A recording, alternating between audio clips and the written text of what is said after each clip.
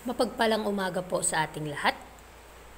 Welcome muli sa ating pag-aaral sa umagang ito. Purihin ang Panginoon sa kanyang kabutihan. Tayo na muli ay mag-aaral ng kanyang mga salita. Hello everyone. Welcome na muli. Ang ating pag-aaralan sa umagang ito ay matatagpuan sa In Heavenly Places, July 19, entitled The Widening Circle of Love. Sabi sa ating kitext sa 1 Corinthians 7 verse 3, Let the husband render unto the wife due benevolence, and likewise also the wife unto the husband.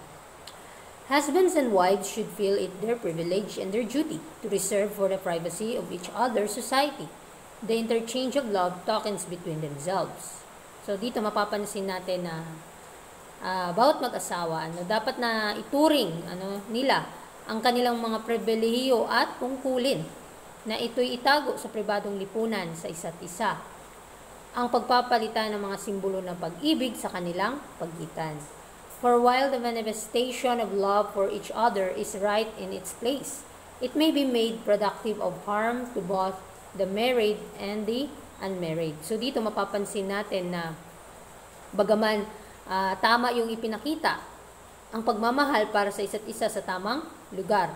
So, maaaring maging sanhi ito ng pinsala sa mag-asawa at sa mga hindi pa kasal.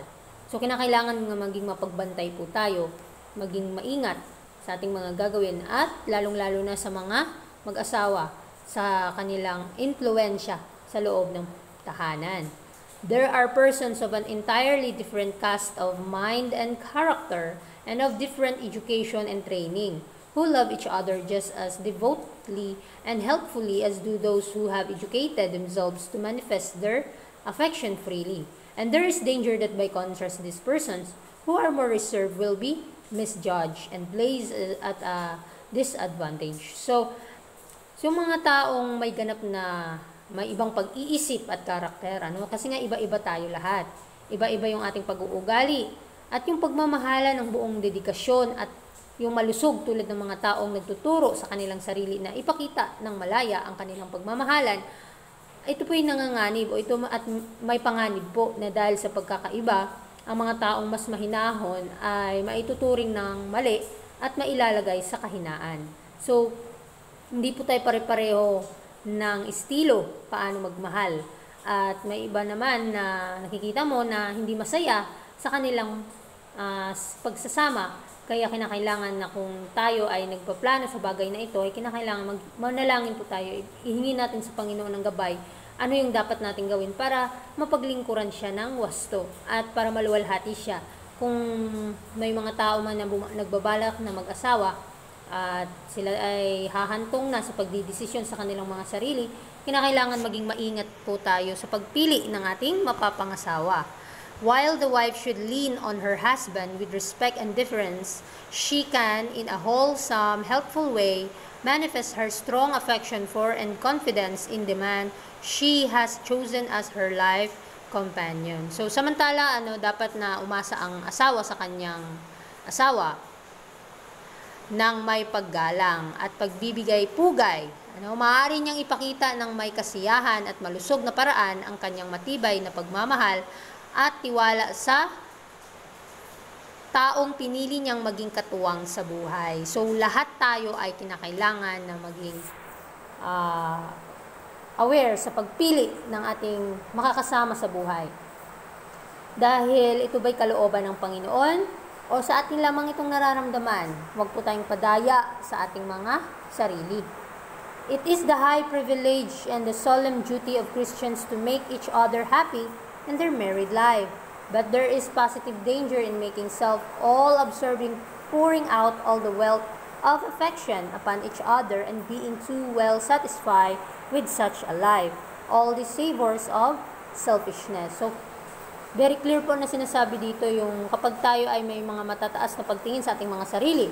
Dahil ito po ay mataas na pribilehiyo at mabigat na tungkulin ng mga Kristiyano na pasayahin ang isa't isa sa kanilang buhay mag-asawa.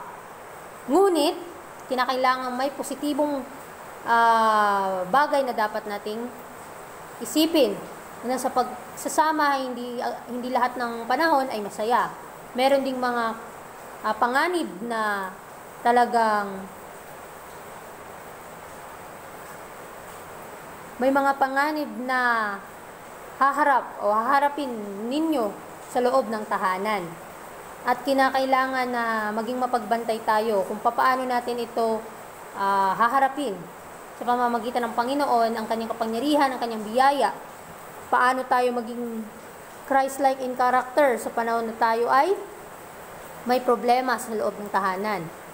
At kinakailangan na isipin natin yung mga bagay na naaayon sa kalooban ng Panginoon. Dahil kapag nag-iisip lang tayo sa mga bagay na nagbibigay pagpapahalaga sa sarili, pagbibigay ng buong kayamanan, ng pagmamahal sa isa't isa, at sa pagiging labis na kontento sa ganitong uri ng buhay, lahat ng ito ay nagpapakita ng pagkasarilinan. Yung selfish ka sa bagay na iyan. Kaya nga, kinakailangan na maging balance ka tayo sa lahat ng bagay. Hindi lang tayo ang nagiging masaya, kundi kinakailangan nakaugnay tayo sa ating Panginoon kung ano ang kanyang kalooban.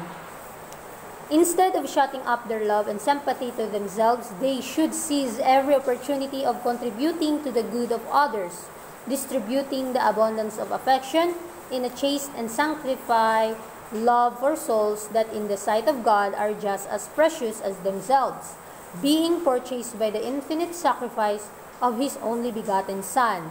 So sa halip na itago natin yung pag-ibig at sempatiya sa kanilang sa isa't isa, dapat nating samantalahin ang bawat pagkakataon upang makatulong tayo sa kapakanan ng iba. Kaya nga, 'di ba, sabi ng Panginoon na mahalin natin siya ng buong puso at the same time ang ating kapwa gaya ng ating sarili. So pangalagaan po natin ang ating sarili at pangalagaan din po natin ang iba. Kasi kapag pinapangalagaan natin ang ating mga sarili, lalo na yung mga sarili nating katawan, iwas tayo sa lahat ng mga karamdaman, ay dito nagpapakita yung pagmamahal natin sa ating kapwa. So, kinakailangang ipamahagi natin ang ating kasaganahan ng pagmamahal sa isang marangal na pagpapala at pag-ibig para sa mga kaluluwa na sa paningin ng Diyos ay kapareho ring mahalaga tulad natin, na binili ng walang hanggang sakripisyo ng kanyang bugtong na anak.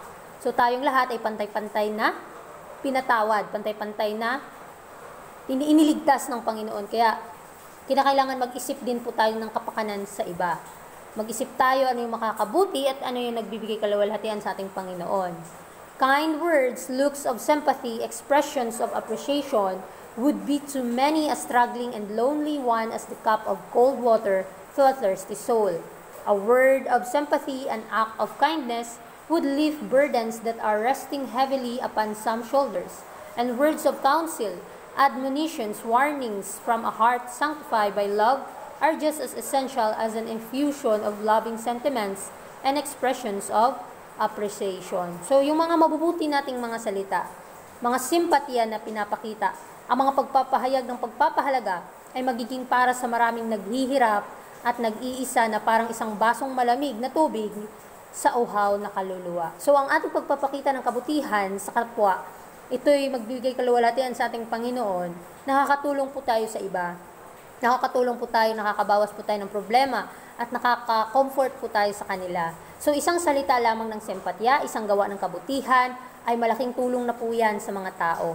Ito yung mag-aangat sa kanila ng pasanin na mabigat na nakalagay sa kanilang mga balikat. At mga salita ng payo, yung mga babala at paalala mula sa puso na pinapaging banal ng pagmamahal. Ay hindi kasing kahalaga ng paglalabas ng mga mapagmahal na damdamin at pagpapahayag ng pagpapahalaga.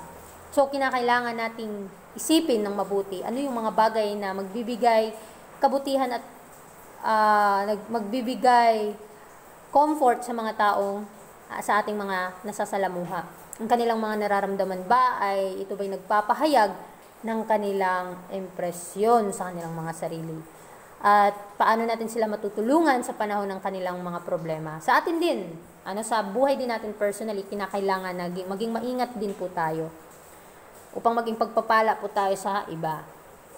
Every word or deed of unselfish kindness to souls with whom we are brought in connection is an expression of the love that Jesus has manifested for the whole human family. tandaan natin, sa loob ng tahanan, dito nagsisimula yung pag-build ng family, nag-build ng character. Kaya nga sa bawat salita natin, mga gawa na hindi makasarili o walang pag-iimbot, ito yung isang kabaitan sa mga kaluluwa na ating nakakasalamuha ay pagpapahayag po ito ng pag-ibig na ipinakita ni Kristo para sa buong pamilya ng tao. So ano man yung naranasan mo, binagkaloob din tayo ng Panginoon ng pagmamahal na walang hanggan, mga pagpapala, mga biyaya, mga talento, dapat natin kinakailangan natin itong ipamahagi sa iba upang makilala din nila sino ang Diyos na ating pinaglilingkuran. So sa umagang ito, nawa ay atin pong pakatandaan na sa loob ng pamilya ay maghari nawa ang pag-ibig ng Panginoon. Dahil kapag iniisip mo yung pag-ibig ng mundo, kailanman ay hindi yan peaceful. Wala pong katahimikan dito sa mundo.